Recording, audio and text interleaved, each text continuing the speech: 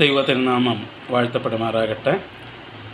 ഇന്ന് രാത്രിയിൽ പിന്നെയും നമുക്കൊരുമിച്ച് ഇങ്ങനെ ദൈവസന്നിധിയിലേക്ക് ദൈവത്തിൻ്റെ വചനം പഠിക്കാനായി ഒരുമിച്ച് കടന്നു വരുവാൻ കർത്താവ് സഹായിക്കുന്ന ദൈവത്തിൻ്റെ കൃപയോർത്ത് ഞാൻ ദൈവത്തിന് സ്തോത്രം ചെയ്യുന്നു.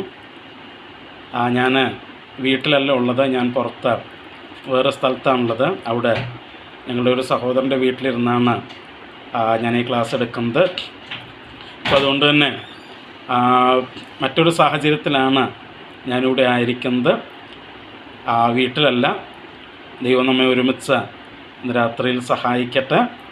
നമുക്കൊരുമിച്ച് ദൈവവചനത്തിലേക്ക് നമ്മുടെ ശ്രദ്ധയെ തിരിക്കാം. എഫേസ്യ ലേഖനമാണ് നമ്മൾ കഴിഞ്ഞ ദിവസങ്ങളിൽ തുടർച്ചയായിട്ട് പഠിച്ചുകൊണ്ടിരിക്കുന്നത്. എഫേസ്യ ലേഖനം 2-ാം അധ്യായത്തിൻ്റെ 8-9 വാക്യങ്ങളാണ് നമ്മൾ ചിന്തിച്ചുകൊണ്ടിരിക്കുന്നത്. എനിക്കറിയാം ലൈറ്റിൻ്റെ ഒത്തിരി ബുദ്ധിമുട്ടുണ്ട്, അതുകൊണ്ട് തന്നെ കുറച്ച് ഡാർക്കായിട്ടാണ് എന്നെ കാണുന്നത്. കുഴപ്പമില്ല. എഫേസ്യ ലേഖനം 2-ാം അധ്യായത്തിൻ്റെ 8-9 വാക്യങ്ങളാണ് നമ്മൾ ചിന്തിച്ചുകൊണ്ടിരിക്കുന്നത്. ആ വാക്യങ്ങൾ ഒരിക്കൽ കൂടെ നമുക്ക് വായിക്കാം. അവിടെ നമ്മളിങ്ങനെയാണ് വായിക്കുന്നത്: കൃപയാലല്ലോ നിങ്ങൾ വിശ്വാസം മൂലം രക്ഷിക്കപ്പെട്ടിരിക്കുന്നത്, അതിനും നിങ്ങൾ കാരണമല്ല, ദൈവത്തിൻ്റെ ദാനമത്രയാകുന്നു, ആരും പ്രശംസിക്കാതിരിപ്പാൻ പ്രവൃത്തികളും കാരണമല്ല. ഇവിടെ ദൈവം നമുക്ക് നൽകിയിരിക്കുന്ന രക്ഷയെക്കുറിച്ചാണ് നമ്മൾ ഇവിടെ വായിക്കുന്നത്. അതിൻ്റെ 2 കാര്യങ്ങൾ നമ്മൾ കഴിഞ്ഞ ക്ലാസ്സുകളിൽ ചിന്തിച്ചു. ഒന്ന്, രക്ഷ കൃപയാലാണ് എന്ന് നമ്മൾ മനസ്സിലാക്കി. 2, രക്ഷ വിശ്വാസത്താലാണ്, by grace and through faith. ദൈവത്തിൻ്റെ കൃപയാലാണ് നമുക്ക് രക്ഷ ലഭിക്കുന്നത്, അത് നാം പ്രാപിക്കുന്നത് വിശ്വാസത്താലാണ് എന്ന് നമ്മൾ മനസ്സിലാക്കി. 3, രക്ഷയെക്കുറിച്ച് അവിടെ പറഞ്ഞിരിക്കുന്ന പ്രസ്താവന, ആ വാക്യത്തിൽ പറഞ്ഞിരിക്കുന്ന പ്രസ്താവന എങ്ങനെയാണ്? എന്താണ്? അതിനും നിങ്ങൾ കാരണമല്ല, ദൈവത്തിൻ്റെ ദാനമത്രയാകുന്നു. അപ്പം നാം അതിനും നിങ്ങൾ കാരണമല്ല. ഇപ്പം എന്താ നമ്മളിവിടെ കാണുന്നത്? രക്ഷ കൃപയാലാണ് ദൈവം നമുക്ക് തന്നത്, വിശ്വാസത്താലാണ് നാം അത് പ്രാപിച്ചത്. എന്നിട്ട് പറയുക, അതിന് നിങ്ങൾ കാരണമല്ല. എന്ന് വെച്ചാൽ ഈ രക്ഷയ്ക്ക് നിങ്ങളെന്തല്ല, കാരണക്കാരല്ല എന്ന അപ്പോസ്തലനായ പൗലോസ് പറയുന്നത്. ഇപ്പോൾ രക്ഷിക്കപ്പെട്ടവരോട് ദൈവത്തിൻ്റെ വചനം പറയുന്നത്, ഈ രക്ഷ നിങ്ങൾ കാരണമല്ല നിങ്ങൾക്ക് ലഭിച്ചത്. നിങ്ങൾ എന്തെങ്കിലും ചെയ്തത് കൊണ്ടോ, നിങ്ങളുടെ എന്തെങ്കിലും യോഗ്യത കൊണ്ടോ, നിങ്ങളുടെ എന്തെങ്കിലും പ്രത്യേകത കൊണ്ടോ അല്ല ഈ രക്ഷ നിങ്ങൾക്ക് ലഭിച്ചിരിക്കുന്നത്. Note of yourself. ഈ രക്ഷ നിങ്ങളുടെ അല്ല, നിങ്ങൾ നിമിത്തം അല്ല. അവിടെ പറഞ്ഞിരിക്കുന്നത് നിങ്ങൾ കാരണമല്ല, നോട്ട് ഓഫ് യുവർ സെൽഫ്. ഈ രക്ഷയ്ക്ക് നിങ്ങൾ എന്തല്ല, കാരണം അല്ല. പിന്നെ എന്താണ് അവിടെ പറഞ്ഞത്? അത് ദൈവത്തിൻ്റെ ദാനമാണ്. It's A gift of God. അപ്പോൾ ഈ രക്ഷ അത് ദൈവത്തിൻ്റെ ദാനമാണെന്നാണ് നമ്മളിവിടെ വായിക്കുന്നത്. അപ്പോൾ നമ്മൾ കൃപയാലാണ് രക്ഷ എന്ന് നമ്മൾ വിശദമാക്കി, വിശ്വാസത്താലാണത് നമുക്ക് ലഭിച്ചത് എന്ന് നമ്മൾ വിശദമാക്കി. ഇപ്പോൾ പറയുന്നു അതിന് നമ്മൾ കാരണമല്ല, പിന്നെ അത് ദൈവത്തിൻ്റെ ദാനമാണ് എന്ന് പറയുന്നു. എന്താ ദാനം എന്ന് പറഞ്ഞാൽ, ദൈവം നമുക്ക് സൗജന്യമായിട്ട് നൽകുന്നതാണ് ദാനം. ഒരിക്കലും നമ്മൾ ദാനത്തിന് വില മേടിക്കാറില്ല. ഇപ്പം ഞാൻ എന്തെങ്കിലും ഒരു കാര്യം മറ്റൊരാൾക്ക് ദാനം ചെയ്യുകയാണെങ്കിൽ ഞാൻ ഒരിക്കലും അതിനെന്ത് ചെയ്യില്ല, ഒരു വില വാങ്ങിക്കില്ല. വില വാങ്ങിച്ചാൽ പിന്നെ അത് ദാനമല്ല, അത് കച്ചവടമായിട്ട് മാറും. അല്ല, ഞാനൊരു സാധനം ഒരാൾക്ക് കൊടുക്കുന്നു, അതിൻ്റെ വില ഞാൻ ഇങ്ങോട്ട് വാങ്ങിച്ചു കഴിഞ്ഞാൽ ദാറ്റ്സ് എ ബിസിനസ്, അതൊരു കച്ചവടമാണത്. അതൊരു ഗിഫ്റ്റ് അല്ല, ദാനമല്ല. ഇപ്പോൾ ഗിഫ്റ്റ് അല്ലെങ്കിൽ ദാനം എന്ന് പറഞ്ഞാൽ, സമ്മാനം എന്ന് പറഞ്ഞാൽ അതിൻ്റെ അർത്ഥം ഞാൻ അയാൾക്ക് കൊടുക്കുന്നു. എങ്ങനെ കൊടുക്കുന്നു? ഫ്രീ ആയിട്ട് ഞാൻ കൊടുക്കുന്നു. അയാളിൽ നിന്ന് ഒന്നും ഞാൻ വിലയായിട്ട് സ്വീകരിക്കാതെ ഞാൻ അയാൾക്കത് ഫ്രീ ആയിട്ട് എന്ത് ചെയ്യുന്നു? സൗജന്യമായിട്ട് കൊടുക്കുന്നു എന്നാണ് അതിൻ്റെ അർത്ഥം. അപ്പം നമ്മെ സംബന്ധിച്ചിടത്തോളം നമ്മുടെ രക്ഷ അത് നമുക്ക് സൗജന്യമായിട്ട് ലഭിച്ചതാണ്. നമ്മളതിലേക്ക് വരും. അതിനു മുമ്പ് രക്ഷ ദൈവത്തിൻ്റെ ദാനമാണ് എന്ന് നമുക്ക് മനസ്സിലാക്കാനായിട്ട് 1-2 വാക്യങ്ങളിലേക്ക് നമുക്കൊന്ന് പോകണം. മത്തായിയുടെ സുവിശേഷം 16-ാം അധ്യായത്തിലേക്ക് നമുക്കൊന്ന് വരാം. മത്തായിയുടെ സുവിശേഷം 16-ാം അധ്യായം അതിൻ്റെ 15, 16, 17 വാക്യങ്ങൾ നമുക്കൊന്ന് വായിക്കാം. മത്തായിയുടെ സുവിശേഷം 16-ാം അധ്യായത്തിൻ്റെ 15 മുതൽ 17 വരെയുള്ള വാക്യങ്ങളിൽ അവിടെ നമ്മളിങ്ങനെയാണ് വായിക്കുന്നത്. അതിൻ്റെ 13 തൊട്ട് നമുക്ക് വായിക്കാം, 13 തൊട്ട് 17 വരെ വായിക്കാം. അപ്പോൾ നമുക്ക് അതിൻ്റെ ബാക്ക്ഗ്രൗണ്ട് നമുക്ക് മനസ്സിലാക്കാനായിട്ട് പറ്റും. അവിടെ നമ്മൾ വായിക്കുന്നു, യേശു ഫിലിപ്പിൻ്റെ കൈസരിയുടെ പ്രദേശത്ത് എത്തിയപ്പോൾ തൻ്റെ ശിഷ്യന്മാരോട്, ജനങ്ങൾ മനുഷ്യപുത്രനെ ആർ എന്ന് പറയുന്നു എന്ന് ചോദിച്ചു. യേശു ശിഷ്യന്മാരോട് ചോദിക്കുക, ജനങ്ങൾ എന്നെപ്പറ്റി ഞാൻ ആരാണ് എന്നാണ് ജനങ്ങൾ പറയുന്നത് എന്ന് ചോദിച്ചു. ചിലർ യോഹന്നാൻ സ്നാപകനെന്നും മറ്റ് ചിലർ ഏലിയാവെന്നും വേറെ ചിലർ ഇരമ്യാവോ പ്രവാചകന്മാരിലൊരുത്തനോ എന്നും പറയുന്നു എന്ന് അവർ പറഞ്ഞു. അപ്പോൾ ജനങ്ങളുടെ ഇടയിൽ യേശുവിനെ കുറിച്ച് വ്യത്യസ്തമായിട്ടുള്ള അഭിപ്രായമാണ് നിലനിൽക്കുന്നത്. അപ്പോൾ അഭിപ്രായങ്ങളൊക്കെ ആൾക്കാർ ഇങ്ങനെയൊക്കെയാണ് പറയുന്നത് എന്ന് ശിഷ്യന്മാർ യേശുവിനോട് പറയുക. അപ്പോൾ 15-ാം വാക്യത്തിൽ വന്നപ്പോൾ കർത്താവ് അവരോട് ചോദിച്ചു, നിങ്ങൾ എന്നെ ആർ എന്ന് പറയുന്നു എന്നവൻ ചോദിച്ചതിന് 16-ാം വാക്യത്തിൽ സിമോൻ പത്രോസ് അവനോട്, നീ ജീവനുള്ള ദൈവത്തിൻ്റെ പുത്രനായ ക്രിസ്തു എന്ന് ഉത്തരം പറഞ്ഞു. അപ്പം നിങ്ങൾ എന്നെക്കുറിച്ച് ആരെന്ന് പറയുന്നു എന്ന് ചോദിച്ചപ്പോൾ പത്രോസ് പറയുക, നീ ജീവനുള്ള ദൈവത്തിൻ്റെ പുത്രനായ ക്രിസ്തു എന്ന് ഉത്തരം പറഞ്ഞു. അപ്പം ഈ ഉത്തരം പറഞ്ഞപ്പോൾ യേശു അതിന് മറുപടിയായിട്ട് പറയുകയാണ്. 17-ാം വാക്യത്തിൽ യേശു അവനോട്, ബർയോന ശീമോനെ, നീ ഭാഗ്യവാൻ, ജഡരക്തങ്ങളല്ല സ്വർഗസ്ഥനായ എൻ്റെ പിതാവ് അത്രേ നിനക്കിത് വെളിപ്പെടുത്തിയത്. നമുക്ക് ഇവിടെ നമ്മൾ എന്താ വായിക്കുന്നത്? പത്രോസ് യേശുവിനെക്കുറിച്ചൊരു കൺഫെഷൻ നടത്തുകയാണ്, ഒരു ഏറ്റുപറച്ചിൽ നടത്തുക. എന്താണ്? നീ ജീവനുള്ള ദൈവത്തിൻ്റെ പുത്രനായ ക്രിസ്തു എന്ന് ഏറ്റുപറയുകയാണ്. നമുക്കറിയാം, രക്ഷ എന്നുള്ളത് യേശു ദൈവപുത്രനായ ക്രിസ്തുവാണെന്നും അവൻ കർത്താവാണെന്നുമുള്ള ഏറ്റുപറച്ചിലാണ്, അല്ലെങ്കിൽ രക്ഷയുടെ ഒരു ഭാഗമെന്ന് പറയുന്നത് ഈ ഏറ്റുപറച്ചിലാണ്. ദൈവവചനം പഠിക്കുമ്പോൾ നമുക്ക് മനസ്സിലാക്കാനായിട്ട് കഴിയുന്നുണ്ട്. നാം ഹൃദയം കൊണ്ട് വിശ്വസിക്കുകയും വാ കൊണ്ട് ഏറ്റുപറയുകയും ചെയ്യണം എന്ന് ദൈവത്തിൻ്റെ വചനം നമ്മെ പഠിപ്പിക്കുന്നുണ്ട്. അപ്പോൾ ഇവിടെ പത്രോസ് ഈ കാര്യം ഏറ്റുപറയുക, ഈ കാര്യം കൺഫസ് ചെയ്യുക. അപ്പോൾ യേശു അവനോട് പറഞ്ഞു, ഇത് നിനക്ക് വെളിപ്പെട്ട് കിട്ടിയത് ഏത്? എന്നെക്കുറിച്ചുള്ള ഈ വെളിപ്പാട്, ഞാൻ ആരാണ്, ഞാൻ യഥാർത്ഥത്തിൽ ആരാണ് എന്നുള്ള ആ വെളിപ്പാട് നിനക്ക് കിട്ടിയത് ജഡരക്തങ്ങളിൽ നിന്നല്ല. എന്ന് വെച്ചാൽ ഒരു മനുഷ്യനും നിനക്ക് പറഞ്ഞു തന്നതല്ല, നിൻ്റെ ബുദ്ധിയിൽ നീ മനസ്സിലാക്കിയെടുത്ത കാര്യവുമല്ല, പിന്നെയോ സ്വർഗസ്ഥനായ പിതാവാണ് ഇത് നിനക്ക് വെളിപ്പെടുത്തി തന്നിരിക്കുന്നത്. നോക്കൂ, യേശു ആരാണ് എന്ന് മനസ്സിലാക്കുക എന്നുള്ളതും അത് അംഗീകരിക്കുക എന്നുള്ളതും അത് ഏറ്റുപറയുക എന്നുള്ളതും രക്ഷയ്ക്ക്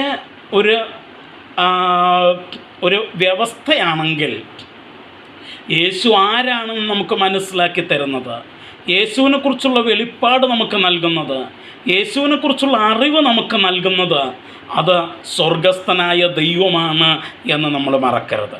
അപ്പം രക്ഷയ്ക്ക് ആവശ്യമായിട്ടുള്ള യേശുവിനെക്കുറിച്ചുള്ള ആ അറിവും വെളിപ്പാടും പോലും നമ്മുടെ ഹൃദയത്തിൽ നൽകുന്നത് ആരാണ്? ദൈവമാണ്. ആ അറിവും വെളിപ്പാടും ഉണ്ടെങ്കിൽ മാത്രമേ നമുക്ക് വിശ്വസിക്കാനായിട്ട് കഴിയുകയുള്ളൂ. അതാണ് അവിടുത്തെ വിഷയം. അപ്പം ഞാൻ വിശ്വസിക്കേണ്ട യേശുവിനെക്കുറിച്ച് ഞാൻ വിശ്വസിക്കേണ്ട ആ യാഥാർത്ഥ്യങ്ങൾ എനിക്ക് വെളിപ്പെടുത്തി തരുന്നത് ഏതെങ്കിലും ഒരു മനുഷ്യനല്ല. നിങ്ങളോട് സുവിശേഷം പറഞ്ഞ വ്യക്തിയല്ല നിങ്ങൾക്കത് വെളിപ്പെടുത്തി തന്നത്. അദ്ദേഹം അത് പറഞ്ഞു എന്നുള്ളത് ശരിയാണ്. എന്നാൽ അദ്ദേഹമാണ് വെളിപ്പെടുത്തി തരുന്നതെങ്കിൽ അദ്ദേഹം സുവിശേഷം പറഞ്ഞ എല്ലാവരും രക്ഷിക്കപ്പെടണമായിരുന്നു. പക്ഷെ അത് സംഭവിക്കാത്ത എന്തുകൊണ്ടാണ്? നിങ്ങൾക്ക് ദൈവം അത് വെളിപ്പെടുത്തി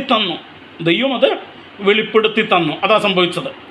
അപ്പോൾ അതാണ് അവിടെ പറഞ്ഞത്, ജഡരക്തങ്ങളല്ല സ്വർഗസ്ഥനായ എൻ്റെ പിതാവത്രേ ഇത് നിങ്ങൾക്ക് വെളിപ്പെടുത്തി തന്നത് എന്ന് നമ്മളവിടെ വായിക്കുകയാണ്. ഇനി മറ്റൊരു ഭാഗത്തേക്ക് നമുക്ക് നമ്മുടെ ശ്രദ്ധയെ തിരിക്കാം. യോഹന്നാൻ്റെ സുവിശേഷം അതിൻ്റെ 6-ാം അധ്യായത്തിൻ്റെ 6-ാം അധ്യായത്തിൻ്റെ 44-45 വാക്യങ്ങൾ നമുക്കൊന്ന് വായിക്കാം. അവിടെയും അതിൻ്റെ 41 തൊട്ട് നമുക്ക് വായിക്കാം. അപ്പോൾ നമുക്കതിൻ്റെ പശ്ചാത്തലം പൂർണ്ണമായിട്ട് പിടികിട്ടും. 41 തൊട്ട് വായിക്കുമ്പോൾ നമ്മുടെ ഇവിടെ കാണുന്നത് ഇങ്ങനെയാണ്: ഞാൻ സ്വർഗത്തിൽ നിന്ന് ഇറങ്ങി വന്ന അപ്പം എന്നവൻ പറഞ്ഞതിനാൽ യഹൂദന്മാർ അവനെക്കുറിച്ച് പിറുപിറുത്തു. ഇവൻ യോസഫിൻ്റെ പുത്രനായ യേശു അല്ലയോ? അവൻ്റെ അപ്പനെയും അമ്മയെയും നാം അറിയുന്നുവല്ലോ. പിന്നെ ഞാൻ സ്വർഗത്തിൽ നിറങ്ങി വന്നു എന്ന് അവൻ പറയുന്നത് എങ്ങനെ എന്ന് അവർ പറഞ്ഞു. യേശു യഹൂദന്മാരോട് പറഞ്ഞു, ഞാൻ സ്വർഗത്തിൽ നിറങ്ങി വന്ന അപ്പമാണ് എന്ന് പറഞ്ഞപ്പോൾ അവർക്കത് മനസ്സിലാക്കാനായിട്ട് പറ്റുന്നില്ല. യേശു തന്നെക്കുറിച്ച് തന്നെയുള്ള ആ വെളിപ്പാട് അവർക്ക് പറഞ്ഞു കൊടുത്തപ്പോൾ താൻ ആരാണ്, സ്വർഗത്തിൽ നിറങ്ങി വന്ന ജീവൻ നൽകുന്ന അപ്പമാണ് എന്നുള്ള യാഥാർത്ഥ്യം, ആ വെളിപ്പാട് അവർക്ക് പറഞ്ഞു കൊടുത്തപ്പോൾ അതവർക്ക് മനസ്സിലാക്കാനായിട്ട് കഴിയുന്നില്ല. എന്നിട്ട് അവർ പിറുപിറുക്കുക. എന്താ പിറുപിറുക്കുന്നത്? ഇവൻ യോസഫിൻ്റെ പുത്രനായ യേശു അല്ലേ? ഇവൻ്റെ അപ്പനെയും അമ്മയെയും നാം അറിയുന്നു. പിന്നെ ഇവൻ സ്വർഗത്തിൽ നിറങ്ങി വന്നാന്ന് എങ്ങനെ പറയും? അപ്പം അവർക്കത് മനസ്സിലാക്കാൻ പറ്റുന്നില്ല. യേശു ഡയറക്റ്റ് അവരോട് പറഞ്ഞിട്ട് പോലും അവർക്കതെന്ത് ചെയ്യാൻ പറ്റുന്നില്ല, മനസ്സിലാക്കാനായിട്ട് പറ്റുന്നില്ല യേശുവിനെക്കുറിച്ചുള്ള വെളിപ്പാട്. അപ്പം 43-ാം വാക്യത്തിൽ യേശു 43-ാം വാക്യം തൊട്ട് യേശു അവരോട് പറയുകയാണ്. യേശു അവരോട് ഉത്തരം പറഞ്ഞത്, നിങ്ങൾ തമ്മിൽ പിറുപിറുക്കണ്ട.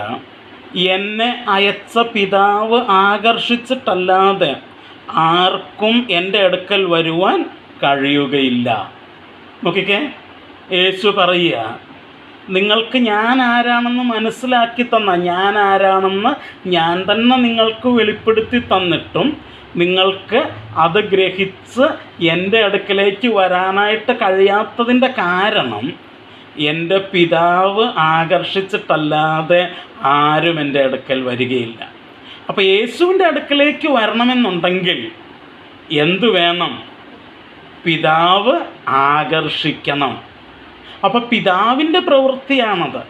പിതാവ് നമുക്ക് നൽകുന്ന ഒരു ദാനമാണത്. പിതാവ് നമുക്ക് നൽകിത്തരുന്നതാണ്. ആ പിതാവ് നമ്മെ ആകർഷിച്ചാൽ മാത്രമേ നമുക്ക് യേശു ആരാണെന്ന് മനസ്സിലാക്കി യേശുവിൻ്റെ അടുക്കലേക്ക് വരാൻ പറ്റുള്ളൂ. എന്നിട്ട് പറയാം, എന്നെ അയച്ച പിതാവ് ആകർഷിച്ചിട്ടല്ലാതെ ആർക്കും എൻ്റെ അടുക്കൽ വരുവാൻ കഴിയുകയില്ല. ഞാൻ ഒടുക്കത്തെ നാളിൽ അവനെ ഉയർത്തെഴുന്നേൽപ്പിക്കും. എല്ലാവരും ദൈവത്താൽ ഉപദേശിക്കപ്പെട്ടവരാകും എന്ന പ്രവാചക പുസ്തകങ്ങളിൽ എഴുതിയിരിക്കുന്നു. പിതാവിനോട് കേട്ട് പഠിച്ചവനെല്ലാം എൻ്റെ അടുക്കൽ വരും. അപ്പോൾ യേശുവിൻ്റെ അടുക്കൽ വരണമെങ്കിൽ പിതാവിനോട് കേൾക്കണം. പിതാവ് നമ്മോട് സംസാരിക്കണം. പിതാവ് നമ്മോട് സംസാരിച്ചെങ്കിൽ, പിതാവ് നമ്മെ ആകർഷിച്ചെങ്കിൽ നമുക്ക് യേശുവിൻ്റെ അടുക്കലേക്ക് വരാനായിട്ട് കഴിയുകയുള്ളൂ. അപ്പം നാം യേശുവിൻ്റെ അടുക്കൽ വന്നത് നാം യേശുവിനെക്കുറിച്ച് അറിഞ്ഞതുകൊണ്ടല്ല, പിതാവ് നമ്മെ ആകർഷിച്ചത് കൊണ്ട്. അതാ യേശുവോട് പറയുന്നത്, എന്നെക്കുറിച്ച് നിങ്ങൾ അറിഞ്ഞാലും ഞാൻ ആരാണെന്ന് നിങ്ങൾക്ക് മനസ്സിലാകുന്ന ഭാഷയിൽ നിങ്ങളോട് പറഞ്ഞു തന്നാലും നിങ്ങൾക്ക് എൻ്റെ അടുക്കലേക്ക് വരാനായിട്ട് കഴിയണമെങ്കിൽ ആര് നിങ്ങളെ ആകർഷിക്കണം? പിതാവ് നിങ്ങളെ പിതാവ് ആകർഷിച്ചെങ്കിലേ നിങ്ങൾക്ക് എൻ്റെ അടുത്തേക്ക് വരാനായിട്ട് പറ്റുള്ളൂ. യേശുദാ പറയുന്നത്. നോക്കിക്കേ, അതാ എഫേസ്യ ലേഖനത്തിൽ നമ്മൾ വായിച്ചത്. ഈ രക്ഷയ്ക്ക് നിങ്ങൾ കാരണമല്ല, അത് ദൈവത്തിൻ്റെ ദാനമാണ്. ദൈവത്തിൽ നിന്ന്, പിതാവിൽ നിന്ന് നിങ്ങൾക്ക് ലഭിച്ച ഒരു സമ്മാനമാണത്. പിതാവ് നിങ്ങളെ ആകർഷിച്ചത് കൊണ്ടാണ് നിങ്ങൾക്ക് യേശുവിൻ്റെ അടുക്കലേക്ക് വരാനായിട്ട് പറ്റിയത്. എന്ന് വെച്ചാൽ ഞാനിങ്ങനെ ചിന്തിക്കുക, ഒരു ഇരുമ്പ് ഒരു സ്ഥലത്ത് എടുത്തു വച്ചിട്ട് ഒരു കാന്തം അതിൻ്റെ അടുത്ത് കൊണ്ടുവന്ന് വച്ചാൽ ആ ഇരുമ്പ് ആ കാന്തത്തിൻ്റെ അടുത്തേക്ക് വരും. അത് പക്ഷേ ഇരുമ്പ് അതിൻ്റെ കഴിവ് കൊണ്ടല്ല വരുന്നത്, പിന്നെ ഈ കാന്തം അതിനെ ആകർഷിക്കുന്നത് കൊണ്ടാണ് വരുന്നത്. അപ്പം കാന്തം ആ ഇരുമ്പിനെ ആകർഷിക്കുന്നത് കൊണ്ടാണ് ആ ഇരുമ്പ് എന്ത് ചെയ്യുന്നത്, അടുത്തേക്ക് വരുന്നത്. അപ്പം ആ ഇരുമ്പിനൊരിക്കലും പറയാനായിട്ട് പറ്റില്ല, ഞാൻ സ്വയമായിട്ട് അങ്ങോട്ട് ചെന്നതാണ് എന്ന് പറയാനായിട്ട് പറ്റില്ല. കാന്തമാണ് ഇരുമ്പിനെ എന്ത് ചെയ്തത്, ആകർഷിച്ചത്. എന്ന് പറഞ്ഞതുപോലെ നാം യേശുവിൻ്റെ അടുത്ത് എത്തിയിട്ടുണ്ടെങ്കിൽ, യേശുവിൽ നാം എത്തിച്ചേർന്നിട്ടുണ്ടെങ്കിൽ, യേശുവിൽ നാം വിശ്വസിച്ചിട്ടുണ്ടെങ്കിൽ, അത് നാം വിശ്വസിച്ചു എന്നുള്ളതിനേക്കാൾ കൂടുതൽ പിതാവ് നമ്മെ ആകർഷിച്ചത് കൊണ്ട് നാം അവൻ്റെ അടുക്കലെത്തുകയും അവനിൽ വിശ്വസിക്കുകയും ചെയ്തു എന്നുള്ളതാണ് അതിനകത്ത് സംഭവിച്ചിരിക്കുന്നത് എന്നുള്ളത് നമ്മൾ മനസ്സിലാക്കണം. അപ്പം രക്ഷയ്ക്ക് നാം യാതൊരു തരത്തിലും കാരണക്കാരല്ല എന്നാണ് അവിടെ പറയുന്നത്. പിതാവ് നമ്മെ ആകർഷിച്ചു, അതുകൊണ്ട് നാം യേശുവിൻ്റെ അടുക്കലെത്തി, യേശുവിൽ നാം എന്ത് ചെയ്തു, വിശ്വസിച്ചു എന്നാണ് നമ്മളിവിടെ വായിക്കുന്നത്. ഇനി മറ്റൊരു ഭാഗത്തേക്ക് നമുക്ക് വരാം. വെളിപ്പാട് പുസ്തകം 7-ാം അധ്യായത്തിലേക്ക് നമ്മൾ വരുമ്പോൾ, വെളിപ്പാട് പുസ്തകം 7-ാം അധ്യായത്തിൻ്റെ 9-10 വാക്യങ്ങളിൽ നമ്മൾ വായിക്കുന്ന ഒരു കാര്യമുണ്ട്. സ്വർഗത്തിലെ ഒരു സ്തുതിയുടെയും ആരാധനയുടെയും ഒരു സീന് നമ്മളവിടെ കാണുകയാണ്. വെളിപ്പാട് പുസ്തകത്തിൽ എന്താണ് അവിടെ നമ്മളിങ്ങനെ വായിക്കുന്നു, ഇതിൻ്റെ ശേഷം സകല ജാതികളിൽ നിന്നും, ഗോത്രങ്ങളിൽ നിന്നും, വംശങ്ങളിൽ നിന്നും, ഭാഷകളിൽ നിന്നും ഉള്ളതായി ആർക്കും എണ്ണിക്കൂടാത്ത ഒരു മഹാപുരുഷാരം വെള്ള നിലേങ്കി ധരിച്ച് കയ്യിൽ കുരുത്തോലയുമായി സിംഹാസനത്തിനും കുഞ്ഞാടിനു മുമ്പാകെ നിൽക്കുന്നത് ഞാൻ കണ്ടു. എന്നിട്ട് അവർ പറയുകയാണ്, രക്ഷ എന്നുള്ളത് സിംഹാസനത്തിലിരിക്കുന്നവനായ നമ്മുടെ ദൈവത്തിൻ്റെയും കുഞ്ഞാടിൻ്റെയും ദാനം എന്ന് അവർ അത്യുച്ചത്തിൽ ആർത്തുകൊണ്ടിരുന്നു. അപ്പോൾ സ്വർഗത്തിൽ സകല ജാതികളിൽ നിന്നും, സകല ഗോത്രങ്ങളിൽ നിന്നും, സകല വംശങ്ങളിൽ നിന്നും, സകല ഭാഷകളിൽ നിന്നുമുള്ള ആളുകൾ സ്വർഗത്തിൽ എത്തിച്ചേർന്നിട്ട് അവർ ദൈവത്തിൻ്റെ സിംഹാസനത്തിന് മുമ്പിൽ നിന്നുകൊണ്ട് അവർ അത്യുച്ചത്തിൽ ആർത്തു പറയുന്ന ഒരു ശബ്ദം നമ്മളിവിടെ കേൾക്കുകയാണ്. എന്താണ് അവർ ആർത്തു പറയുന്നത്? രക്ഷ എന്നത്. അതായത് ഞങ്ങൾക്ക് ലഭിച്ച ഈ രക്ഷ, ഞങ്ങളിവിടെ സ്വർഗത്തിലെത്തുവാൻ കാരണമായിത്തീർന്ന ആ രക്ഷ, ഞങ്ങൾ രക്ഷിക്കപ്പെട്ടത് കൊണ്ടാണ് സ്വർഗത്തിലെത്തിച്ചേർന്നത്. ഞങ്ങളിവിടെ എത്തിച്ചേരാനായിട്ട് ഈ സിംഹാസനത്തിൻ്റെ മുമ്പിൽ ഞങ്ങൾ എത്തിച്ചേർന്ന് ഇവിടെ നിന്നുകൊണ്ട് നിന്നെ സ്തുതിക്കുവാൻ, നിന്നെ ആരാധിക്കുവാൻ, നിന്നെ മഹത്വപ്പെടുത്തുവാൻ ഞങ്ങളെ യോഗ്യരാക്കി തീർത്ത ആ രക്ഷ, അത് ഞങ്ങളുടെ അല്ല. ആ രക്ഷ ഞങ്ങളുടെ ദൈവത്തിൻ്റെയും കുഞ്ഞാടിൻ്റെയും ദാനം എന്ന് അവർ ആർത്തുകൊണ്ടിരിക്കുകയാണ്. നോക്കൂ, ആർക്കുക എന്ന് പറഞ്ഞാൽ അത്യുച്ചത്തിൽ വിളിച്ചു പറയുകയാണ് അവർ. എന്ന് വെച്ചാൽ സ്വർഗം മുഴുവൻ മുഴങ്ങിക്കേൾക്കുന്ന ശബ്ദം ഇതാണ്. ഒരു വലിയ പുരുഷാരം സ്വർഗത്തിൽ നിന്നുകൊണ്ട് അവരുടെ ശബ്ദം മുഴുവൻ എടുത്തുകൊണ്ട് അവർ അത്യുച്ചത്തിൽ ആർത്തു വിളിക്കുകയാണ്. ആ ശബ്ദം ആ സ്വർഗം മുഴുവൻ നിറഞ്ഞു നിൽക്കുകയാണ്. എന്താണത്? ഞങ്ങളിവിടെ വരാനായിട്ട് കാരണമായ രക്ഷ അത് ഞങ്ങളുടെ അല്ല, സിംഹാസനത്തിലിരിക്കുന്ന ഞങ്ങളുടെ ദൈവത്തിൻ്റെയും ഞങ്ങളുടെ കുഞ്ഞാടിൻ്റെയും ദാനം എന്നവർ ആർത്തുകൊണ്ടിരുന്നു. പ്രിയമുള്ളവരെ, ഇത് സ്വർഗത്തിൽ ചെന്നിട്ട് ആർക്കാനായിട്ട് നിൽക്കാതെ ഇപ്പം തന്നെ നമ്മൾ ഈ കാര്യം ഒന്ന് മനസ്സിലാക്കിയിരിക്കുന്നതാണ് നല്ലത്. എന്ത്? നമുക്ക് ലഭിച്ചിരിക്കുന്ന രക്ഷ അത് ദൈവത്തിൻ്റെ ദാനമാണ്. അത് ദൈവത്തിൻ്റെ ദാനമാണ്. മക്കളെ, ഞാനൊരു കാര്യം പറയാം. നമുക്ക് കിട്ടിയ രക്ഷ അത് ദൈവത്തിൻ്റെ ദാനമാണെങ്കിൽ പിന്നെ അതിനകത്ത് നമുക്ക് അഹങ്കരിക്കാനായിട്ട് ഒരു യോഗ്യതയില്ലെന്നുള്ളതാണ്. കാരണം അത് ദാനമാണ്. നമ്മളെന്ത് ചെയ്തിട്ടില്ല? വില കൊടുത്തിട്ടില്ല. നമ്മൾ വില കൊടുത്തിട്ടില്ല. നമുക്കത് ഫ്രീ ആയിട്ട് കിട്ടിയതാണ്. ആ ഫ്രീ ആയിട്ട് കിട്ടിയതിൻ്റെ പേരിൽ എനിക്കൊരിക്കലും അഹങ്കരിക്കാനായിട്ട് കഴിയില്ല. അതെന്നെ കൂടുതൽ എളിമയുള്ളവനാക്കി തീർക്കുകയുള്ളൂ. കാരണം എൻ്റെ സകല ആത്മീക അനുഗ്രഹങ്ങളുടെയും അടിസ്ഥാനമായിട്ടുള്ള നിദാനമായിട്ടുള്ള രക്ഷ അത് എനിക്ക് ദാനമായിട്ട് കിട്ടിയതാണ്. നോക്കിക്കേ, ആ രക്ഷ നമുക്ക് കിട്ടിയില്ലായിരുന്നെങ്കിൽ നമ്മൾ ദൈവമായിട്ട് ഒരു ബന്ധവും നമുക്കില്ലായിരുന്നു. ഒരു ആത്മീക അനുഗ്രഹത്തിന് നമ്മൾ യോഗ്യരല്ലായിരുന്നു. പക്ഷേ സകല ആത്മീക അനുഗ്രഹങ്ങളുടെയും അടിസ്ഥാനമായിട്ടുള്ള ആ രക്ഷ നമുക്ക് ലഭിച്ചത് അത് ദാനമായിട്ടാണെങ്കിൽ നമ്മുടെ ജീവിതത്തിൽ ദൈവം തന്നിട്ടുള്ള ഒരു ആത്മീക അനുഗ്രഹങ്ങളെക്കുറിച്ച് ഓർത്തും നമുക്ക് അഹങ്കരിക്കാനായിട്ടോ ഞെളിയാനായിട്ടോ ഒരിക്കലും കഴിയില്ല. ഇന്നിത് മനസ്സിലാക്കാത്തത് കൊണ്ടാണ് പലപ്പോഴും പലരും ദൈവം തങ്ങൾക്ക് നൽകിയിരിക്കുന്ന ചില അനുഗ്രഹങ്ങളൊക്കെ വച്ചിട്ട് തങ്ങളെന്തോ വലിയ പുള്ളികളാണ് എന്ന് ഭാവിക്കുകയും അങ്ങനെയൊക്കെ പറയുകയുമൊക്കെ ചെയ്യുന്നത് ഇത് മനസ്സിലാക്കാത്തതുകൊണ്ട്. ഏത്? എൻ്റെ രക്ഷ പോലും ദൈവത്തിൻ്റെ ദാനമാണ് എന്ന് മനസ്സിലാക്കാത്തത് കൊണ്ടാണ് പലരും അഹങ്കാരത്തിൻ്റെ വാക്കുകളൊക്കെ പറയുന്നത്. ഞാൻ പറഞ്ഞാൽ പലതും സംഭവിക്കുമെന്നും ഞാൻ പറഞ്ഞാൽ അത് നടക്കുമെന്നും ഇത് നടക്കുമെന്നൊക്കെ പറയുന്നത് ഈ രക്ഷ പോലും ദൈവത്തിൻ്റെ ദാനമാണെന്നുള്ള അറിവ് ബോധ്യം അവർക്കില്ലാത്തത് കൊണ്ടാണ് ഈ വലിയ പ്രശ്നം ഉണ്ടാകുന്നത്. എന്നാൽ ഇത് ദൈവത്തിൻ്റെ ദാനമാണെന്ന് മനസ്സിലാക്കി കഴിഞ്ഞാൽ നമ്മൾ ദൈവസന്നിധിയിൽ താഴാനും എളിമപ്പെടാനും തുടങ്ങും എന്നുള്ളതാണ് യാഥാർത്ഥ്യം. പ്രിയമുള്ളവരെ, ഞാനൊരു കാര്യം പറയാം. രക്ഷ ദൈവത്തിൻ്റെ ദാനമാണെന്ന് പറയുമ്പോൾ രണ്ട് കാര്യങ്ങൾ ഇതോടുള്ള ബന്ധത്തിൽ നമ്മൾ മനസ്സിലാക്കിയിരിക്കണം. ഒന്ന്,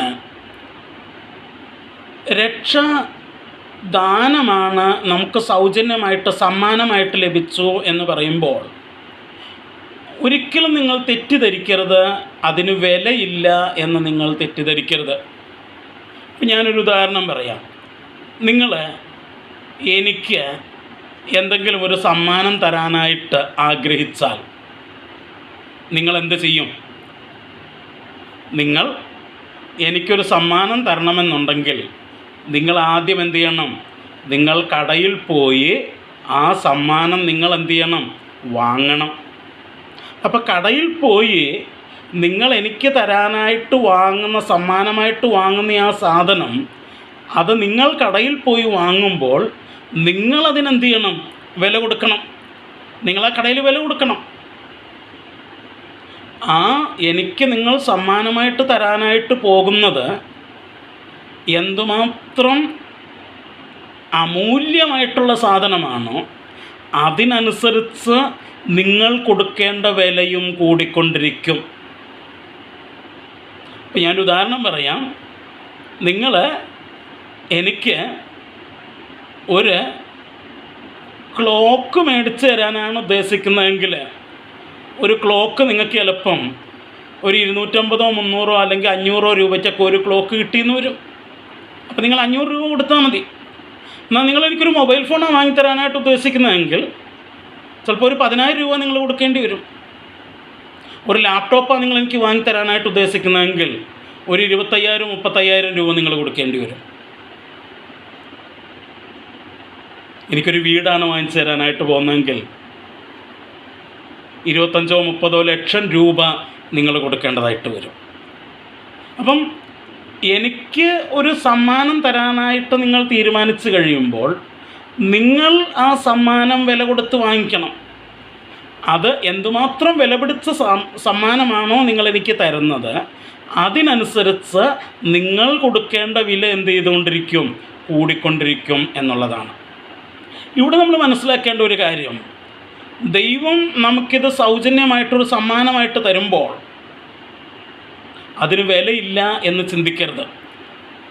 നിങ്ങളെനിക്ക് ഒരു ക്ലോക്ക് തരുമ്പോൾ ഞാൻ മനസ്സിലാക്കണം, നിങ്ങളിതിന് 500 രൂപ നിങ്ങൾ വിലയായിട്ട് കൊടുത്തിട്ടുണ്ട് എന്ന് ഞാൻ അറിയണം. ഞാൻ നിങ്ങൾക്ക് 500 രൂപ തരേണ്ട ആവശ്യമില്ല. പക്ഷെ ഞാൻ മനസ്സിലാക്കണം, ഈ സമ്മാനം എനിക്ക് തരാനായിട്ട് നിങ്ങൾ 500 രൂപ ചിലവാക്കിയിട്ടുണ്ടെന്ന് ഞാൻ അറിയണം. ഒരു മൊബൈൽ ഫോണാണ് എനിക്ക് തരുന്നതെങ്കിൽ ഞാൻ അറിയണം, ഈ മൊബൈൽ ഫോൺ എനിക്ക് തരുമ്പോൾ ഞാൻ ഒരു പൈസ പോലും നിങ്ങൾക്ക് തരുന്നില്ല, പക്ഷേ നിങ്ങൾ 10,000 രൂപയോളം ചിലവാക്കിയിട്ടുണ്ടെന്ന് ഞാൻ അറിയണം. ഒരു ലാപ്ടോപ്പ് എനിക്ക് തരുമ്പോൾ ഞാൻ അറിയണം, നിങ്ങൾ 25,000-30,000 രൂപ ചിലവാക്കിയിട്ടുണ്ടെന്ന്. ഒരു വീട് എനിക്ക് തരുമ്പോൾ ഞാൻ അറിയണം, ഞാൻ അതിന് 1 രൂപ പോലും നിങ്ങൾക്ക് തരുന്നില്ലെങ്കിലും നിങ്ങൾ 25-30 ലക്ഷം രൂപ ചിലവാക്കിയിട്ടുണ്ടെന്ന് ഞാൻ അറിയണം. അപ്പം എന്നെ സംബന്ധിച്ചിടത്തോളം ഇത് സൗജന്യമാണെങ്കിലും നിങ്ങളെ സംബന്ധിച്ചിടത്തോളം ഇത് സൗജന്യമല്ല, നിങ്ങൾ അതിന് വലിയ വില കൊടുക്കുന്നുണ്ട്. ഒന്നാമത് നമ്മൾ മനസ്സിലാക്കേണ്ട കാര്യം ഇതാണ്, രക്ഷ ദൈവം നമുക്ക് സമ്മാനമായിട്ട് സൗജന്യമായിട്ട് തരുന്നത് അതിന് വിലയില്ലാത്തത് കൊണ്ടല്ല, അതിൻ്റെ വില മുഴുവൻ അവൻ കൊടുത്തു തീർത്തത് കൊണ്ടാണ്. അവൻ നമുക്ക് തന്നത് നിത്യജീവനാണ്. ആ നിത്യജീവൻ, അതിന് അവന് കൊടുക്കേണ്ടി വന്ന വില എന്ന് പറയുന്നത് സ്വന്തം പുത്രനെ അവൻ കൊടുക്കേണ്ടി വന്നു അല്ലേ? യോഹന്നാൻ്റെ സുവിശേഷം 3:16 നമ്മൾ വായിക്കുന്നു, തൻ്റെ ഏകജാതനായ പുത്രനിൽ വിശ്വസിക്കുന്ന ഏവനും നശിച്ചു പോകാതെ നിത്യജീവൻ പ്രാപിക്കേണ്ടതിന് അവനെ നൽകുവാൻ തക്കവണ്ണം ദൈവം ലോകത്തെ സ്നേഹിച്ചു. നോക്കൂ, നമുക്ക് ഈ രക്ഷ നിത്യജീവൻ നൽകേണ്ടതിന് ദൈവത്തിന് പിതാവിന് ചെലവായ വില എന്ന് പറയുന്നത് അവൻ്റെ സ്വപുത്രനെയായിരുന്നു. യേശുവിനെന്താ ചെലവായത്? യേശുവിന് ചെലവായത് അവൻ്റെ സ്വജീവനായിരുന്നു, അവൻ്റെ രക്തമായിരുന്നു ചെലവായത്. നാം 5 പൈസ പോലും കൊടുത്തിട്ടില്ല, എന്നാൽ അതിൻ്റെ വില മുഴുവൻ ദൈവം കൊടുത്തു എന്നുള്ളത് നമ്മൾ മറക്കരുത്. എന്തുകൊണ്ടാണ് മക്കളെ ദൈവം ഇത്ര വലിയൊരു സമ്മാനം അവൻ വില കൊടുത്തു വാങ്ങി നമുക്ക് തന്നതെന്നറിയാമോ? അവൻ നമ്മെ അത്രയും സ്നേഹിക്കുന്നത് കൊണ്ട്. നിങ്ങൾ എന്നെ എത്ര സ്നേഹിക്കുന്നുവോ അത്രയും വിലപിടിപ്പുള്ള സമ്മാനമായിരിക്കും എനിക്ക് തരിക.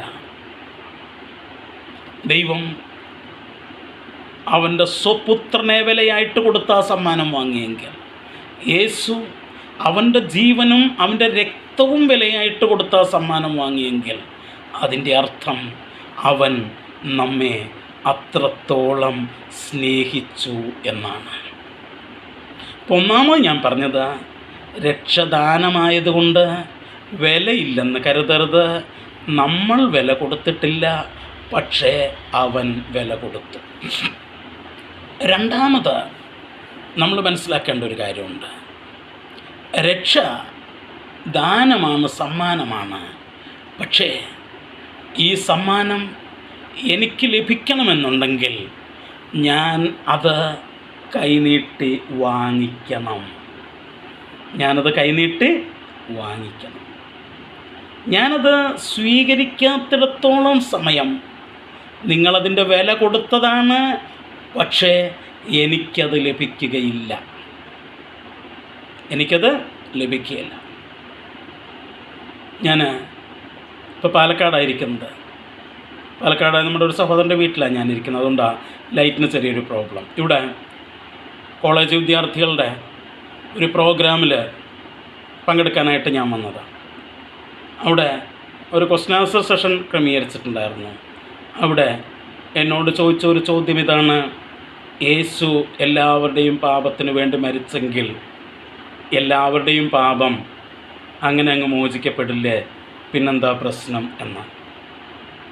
ഞാനതിന് കൊടുത്ത മറുപടി ഇങ്ങനായിരുന്നു: ഞാൻ വാണിയംകുളം എന്ന് പറയുന്ന സ്ഥലത്താണ് താമസിക്കുന്നത്. അവിടെ ഒരു കടയിൽ ഞാൻ സാധനങ്ങൾ വാങ്ങിയിട്ട് പൈസ കൊടുക്കാതെ ഞാൻ അയാളോട് അവിടെ എഴുതി വച്ചോ, ഞാനെല്ലാം കൂടെ ഒരുമിച്ച് തരാം എന്ന് പറയുകയാണ്. അങ്ങനെ ഞാനവിടെ കൊടുക്കേണ്ട പൈസ കൂടി വന്ന് ഒരു 20,000 രൂപ എങ്ങാനും ആയെന്ന് വെച്ചോ. എന്നിട്ട് ഞാൻ പൈസ കൊടുക്കുന്നില്ല, എനിക്ക് പൈസ കൊടുക്കാനായിട്ട് കഴിയുന്നില്ല.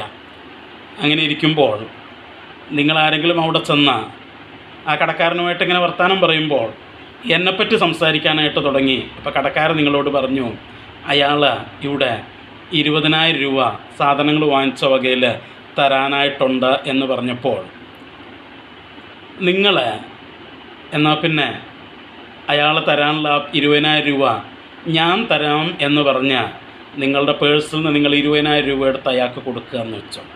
അപ്പോൾ അയാളത് വാങ്ങി വെച്ചു. നിങ്ങൾ കൊടുത്തു, നിങ്ങൾ 20,000 രൂപ കൊടുത്തു, അയാളത് വാങ്ങി വെച്ചു. അടുത്ത ദിവസം ഞാൻ ആ കടയിൽ ചെല്ലുമ്പോൾ ആ കടക്കാരൻ എന്നോട് പറയും, നിങ്ങളുടെ ഒരു സുഹൃത്ത് ഇവിടെ വന്ന് നിങ്ങൾ 20,000 രൂപ തരാണ്ടെന്നറിഞ്ഞപ്പോൾ നിങ്ങൾ തരേണ്ട 20,000 രൂപ അത് അയാൾ തന്നിട്ടുണ്ട് എന്നോട് പറയും. അങ്ങനെ പറയുമ്പോൾ എനിക്ക് 2 രീതിയിൽ അതിനോട് പ്രതികരിക്കാം. ഒന്നുകിൽ എനിക്ക് അയാളോട് പറയാം, എൻ്റെ കടം അത് വേറെ ആരും വീട്ടണ്ട, അത് ഞാൻ തന്നെ നോക്കിക്കോളാം. ഞാൻ സാധനം വാങ്ങിച്ചിട്ടുണ്ടെങ്കിൽ ഞാൻ വീട്ടിക്കോളാം, എൻ്റെ കടം വേറെ ആരും വീട്ടേണ്ട ആവശ്യമില്ല. അയാൾ തന്ന പൈസ എൻ്റെ കടം വീട്ടണ്ട, അത് ഞാൻ അംഗീകരിക്കുന്നില്ല, എൻ്റെ കടം ഞാൻ വീട്ടിക്കോളാം എന്ന് പറഞ്ഞാൽ നിങ്ങൾ 20,000 രൂപ കൊടുത്തതാണ്, പക്ഷേ എൻ്റെ കടം തീരില്ല. എൻ്റെ കടം അപ്പോഴും അവിടെ ഉണ്ട്. കാരണം നിങ്ങൾ ചെയ്തതാ ഞാൻ അക്സെപ്റ്റ് ചെയ്തിട്ടില്ല, ഞാൻ അംഗീകരിച്ചിട്ടില്ല. എന്നാൽ ഞാൻ തിരിച്ചിങ്ങനെ പറയുക, അദ്ദേഹം അത് ചെയ്തോ, നല്ല കാര്യം, ഞാനത് അംഗീകരിക്കുന്നു എന്ന് പറഞ്ഞാൽ അവിടെ കൊണ്ട് എൻ്റെ കടം തീർന്നു. ഇതാ പ്രിയമുള്ളവരെ, ദൈവം നമുക്ക് വേണ്ടി ആ രക്ഷ എന്ന സമ്മാനം അത് വില കൊടുത്ത് വാങ്ങിച്ച് നിങ്ങൾക്ക് നൽകുമ്പോൾ അത് സ്വീകരിക്കുക എന്നുള്ളത് നമ്മുടെ ഉത്തരവാദിത്വമാണ്. അത് സ്വീകരിക്കാത്തിടത്തോളം സമയം അത് നമുക്ക് ലഭിക്കത്തില്ല. പ്രിയമുള്ളവരെ, ദൈവം ഇത്രയും ചെയ്തെങ്കിൽ അതിൻ്റെ വില കൊടുത്ത് അത് സൗജന്യമായിട്ട് നമുക്ക് തരാൻ ദൈവം തയ്യാറാണെങ്കിൽ എന്തുകൊണ്ട് നമുക്ക് അത് കൈനീട്ടി ഒന്ന് വാങ്ങിച്ചുകൂടാ? എന്തുകൊണ്ട് നമുക്കതൊന്ന് അക്സെപ്റ്റ് ചെയ്തുകൂടാ? എന്തുകൊണ്ട് നമുക്കതൊന്ന് സ്വീകരിച്ചുകൂടാ? നന്ദിയോടെ അതൊന്ന് സ്വീകരിക്കാൻ നമുക്കൊന്ന് എളിമപ്പെട്ടുകൂടെ? ആ രക്ഷ സ്വീകരിച്ചവരോട് ഞാൻ ചോദിക്കട്ടെ, നമ്മളതിന് വിലയൊന്നും കൊടുത്തിട്ടില്ലല്ലോ. മുഴുവൻ വിലയും ദൈവമല്ലേ കൊടുത്തത്. പിന്നെ അതിൻ്റെ പേരിൽ നമുക്ക് അഹങ്കരിക്കാനായിട്ട് ഒന്നുമില്ല. അത് ദൈവത്തിൻ്റെ ദാനമാണ്. അതോർത്ത് നമുക്ക് ദൈവത്തെ സ്തുതിക്കാം എന്നല്ലാതെ മറ്റൊന്നും നമുക്ക് ചെയ്യാനായിട്ടില്ല. സ്വർഗത്തിൽ അവർ പറയുന്ന പോലെ നമുക്കും ദിവസവും പറയാനായിട്ട് കഴിയണം, രക്ഷ എന്നുള്ളത് ദൈവത്തിൻ്റെയും കുഞ്ഞാടിൻ്റെയും ദാനമാണ്. ഞാനതിന് യോഗ്യനല്ല, ഞാനെന്തെങ്കിലും ചെയ്തത് കൊണ്ടല്ല. It is A gift from my God. എൻ്റെ ദൈവത്തിൽ നിന്നുള്ളൊരു ദാനമാണത്. എൻ്റെ ദൈവത്തിൽ നിന്നുള്ളൊരു ദാനം. അവനതിൻ്റെ വില മുഴുവൻ കൊടുത്തു. ഞാനത് കൈനീട്ടി വാങ്ങുക മാത്രമേ ചെയ്തിട്ടുള്ളൂ. പ്രിയമുള്ളവരെ, ഞാൻ രാത്രി എൻ്റെ വാക്കുകളിലൂടെ അവസാനിപ്പിക്കട്ടെ. നമ്മുടെ രക്ഷ, നാം അനുഭവിക്കുന്ന ഈ രക്ഷ, അത് എത്ര വലിയൊരു ദാനമാണ് എന്ന് മനസ്സിലാക്കിക്കൊണ്ട് ആ ദൈവസന്നിധിയിൽ നന്ദിയുള്ളവരായി, ദൈവം നമ്മെ രക്ഷിച്ചതിന് നന്ദി പറഞ്ഞുകൊണ്ട് നമുക്ക് നമ്മുടെ ജീവിതത്തിൽ മുൻപോട്ട് പോകാം. അതിനായി ദൈവം നമ്മെ സഹായിക്കട്ടെ. ഈ ക്ലാസ്സുകളിലൂടെ ദൈവം നമ്മെ ധാരാളമായിട്ട് അനുഗ്രഹിക്കട്ടെ. നമുക്ക് പ്രാർത്ഥിക്കാം.